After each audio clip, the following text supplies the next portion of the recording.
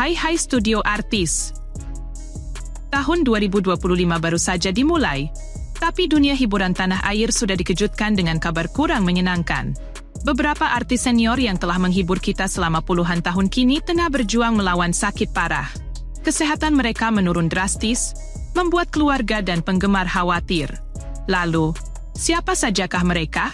Bagaimana kondisi terbaru mereka? Apa yang sebenarnya terjadi? Berikut daftarnya untuk Anda yang telah kami rangkum.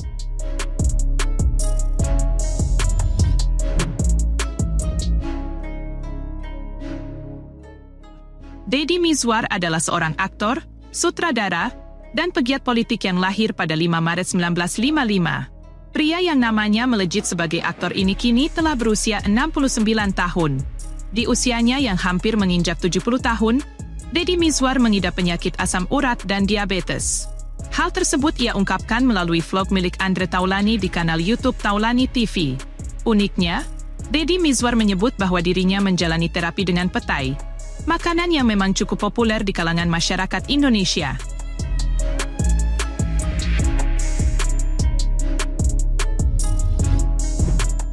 Jaja Mihardja.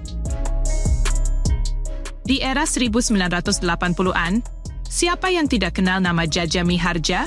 Ia mengawali karirnya di dunia hiburan sebagai penyanyi lagu-lagu Melayu, bahkan sejak ia masih duduk di bangku SD. Kemudian, pada tahun 1968, Jaja mulai muncul di salah satu stasiun TV nasional, yaitu TVRI. Film pertamanya yang menjadi awal dari karirnya adalah Manusia Terakhir, yang tayang pada tahun 1973. Kini, Jaja Mihardja sudah lama tidak muncul di layar kaca. Aktor senior ini ternyata mengalami kondisi kesehatan yang kurang baik, terutama pada bagian kakinya. Mulanya, aktor yang dikenal dengan jargon, "Apaan tuh?" ini mengungkapkan kesiapannya menyambut bulan suci Ramadan. Namun, ia kemudian mengeluhkan sakit di kakinya. Faktor usia yang sudah tidak muda lagi mulai berdampak pada kondisi fisiknya. Jaja, yang kini berusia 83 tahun, menceritakan bahwa ia sudah tidak kuat berjalan dan harus menggunakan tongkat sebagai alat bantu. Akibat kondisinya tersebut, aktor sekaligus komedian ini harus menerima suntikan injeksi setiap 40 hari sekali agar kondisi lututnya tidak semakin parah.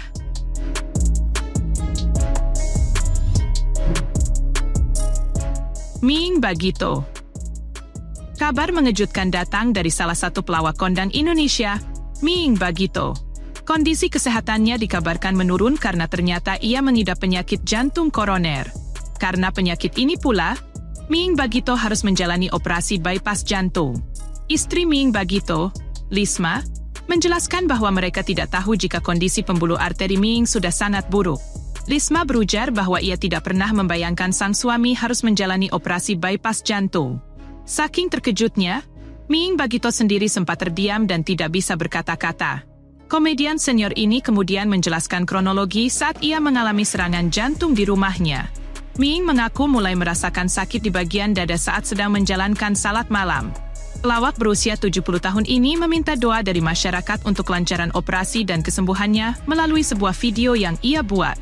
Dalam video tersebut, Ming Bagito menjelaskan bahwa sebelum menjalani operasi bypass, ia sebenarnya berencana memasang ring di jantungnya. Namun, kondisi kesehatannya tidak memungkinkan, sehingga dokter memutuskan untuk langsung melakukan operasi bypass. Ia juga mengungkapkan bahwa meskipun masih memiliki satu pembuluh darah yang bersih, kondisinya tetap berisiko bagi kesehatannya.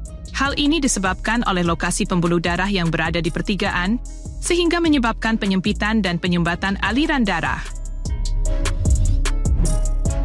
Sony Septian.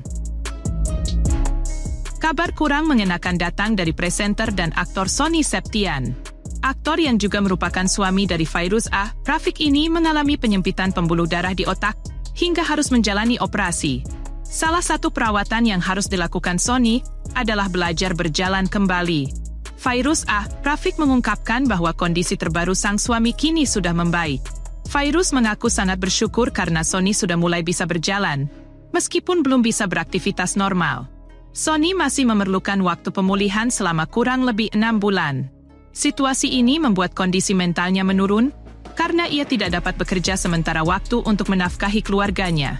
Sebagai istri, Fairuz berusaha memberikan dukungan dan pemahaman agar sang suami bisa fokus pada pemulihan.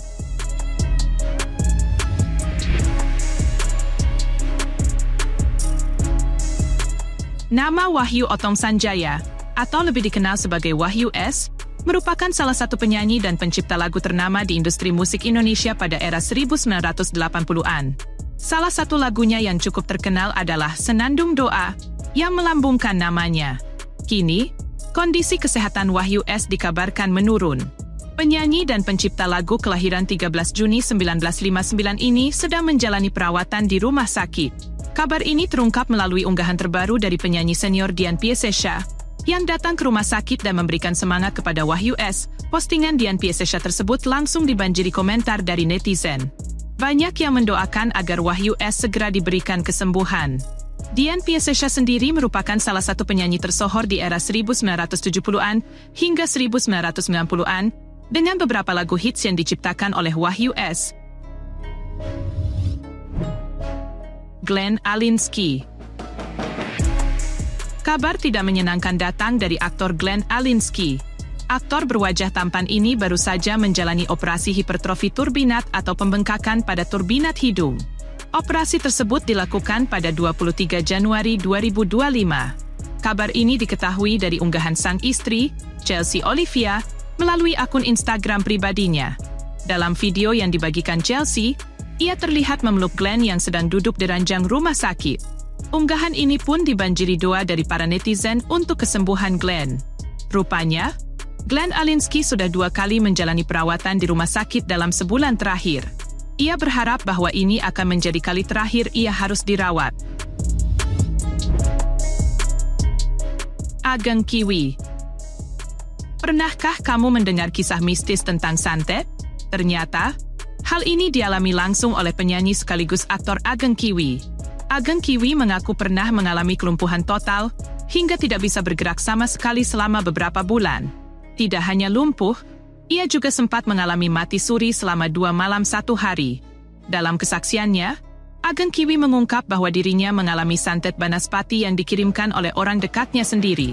Namun, meskipun mengetahui identitas pelaku, ia mengaku tidak menyimpan dendam dan tidak berniat membalas perbuatan jahat tersebut. Bagaimana menurutmu? Komentar di bawah ya. Jangan lupa untuk selalu mendukung kami dengan cara tekan tombol subscribe, like, dan share video ini. Salam hangat dari Mimin. See you!